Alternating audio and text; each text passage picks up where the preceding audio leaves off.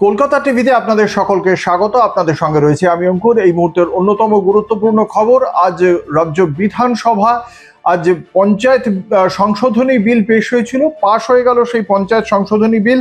বিরোধীরা এই বিষয়ে তাদের পক্ষ থেকে এবং শাসক দলের পক্ষ থেকেও বক্তব্য রাখা হয়। বিরোধীদের পক্ষ থেকে গোলাম রাব্বানি, নওশাদ সিদ্দিকী তারা বক্তব্য রাখেন, শাসকদের পক্ষ থেকে জগন্নাথ চট্টোপাধ্যায় বক্তব্য রাখেন। পঞ্চায়েত মন্ত্রীও জানান যে নতুন এই দ্য ওয়েস্ট বেঙ্গল পঞ্চায়েত সংসদ সেকেন্ড অ্যামেন্ডমেন্ট বিল এটা, এবং সেই বিলে বেশ কিছু পরিবর্তন আনা হচ্ছে এবং শেষ পর্যন্ত সেই পরিবর্তনের বিষয়গুলি অত্যন্ত গুরুত্বপূর্ণ, যেখানে বলা হয়েছে যে গ্রাম পঞ্চায়েতের প্রধান এবং উপপ্রধান 15 দিনের বেশি যদি অনুপস্থিত থাকেন, ওই সময় গ্রাম পঞ্চায়েতের ক্ষমতা এবং দায়িত্ব দেখার জন্য প্রশাসক নিয়োগ করা হবে। এর পাশাপাশি যদি জনপরিষেবা ব্যাহত হয়, সেক্ষেত্রে নির্ধারিত কর্তৃপক্ষ একজন এক্সটেনশন অফিসার বা ঊর্ধ্বতন পদমর্যাদার আধিকারিককে সর্বোচ্চ 30 দিনের জন্য প্রশাসক হিসেবে নিয়োগ করতে পারবে। এক্ষেত্রে যদি 2 মাস গ্রাম পঞ্চায়েতের বৈঠক না হয়, তাহলে বিডিওর অনুমতি নিয়ে পঞ্চায়েতের সচিব বৈঠক ডাকতে পারবেন।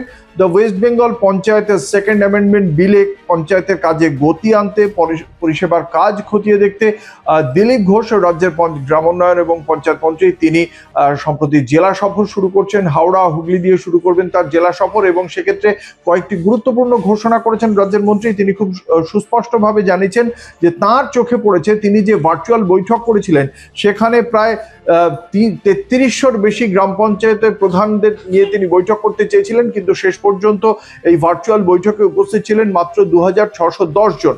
এবং এক্ষেত্রে পঞ্চায়েতে বেশ কিছু ঘুঘুর বাসা রয়েছে বলেও মনে করছেন দিলীপ ঘোষ। তিনি বলেছেন তিনি এ বিষয়ে পদক্ষেপ করবেন।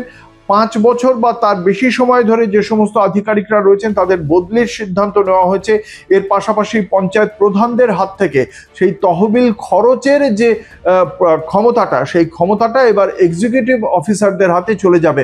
অর্থাৎ এক্ষেত্রে যেটা জনপ্রতিনিধিদের হাতে যে ক্ষমতাটা এতদিন ছিল, জনপ্রতিনিধিদের থেকে সরকারি আধিকারিকদের দায়বদ্ধ করা হচ্ছে। এক্ষেত্রে তাদেরকে জবাবদিহি করতে হবে এই তহবিলের এদিক ওদিকে।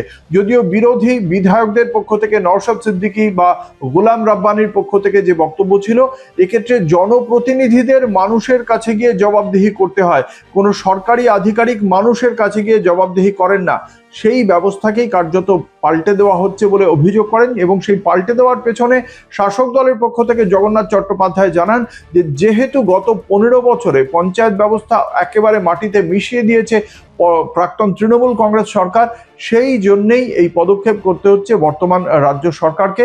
এবং এরপরে দুপক্ষের ভোটাভুটি হয়, যে ভোটাভুটিতে শাসক দল ভোট পায় 169টি, বিরোধী দল ভোট পায় 13টি, অনুপস্থিত ছিলেন 32 জন, এবং তারপরেই এই পাশ হয়ে যায় পঞ্চায়েতের সংশোধনী বিল।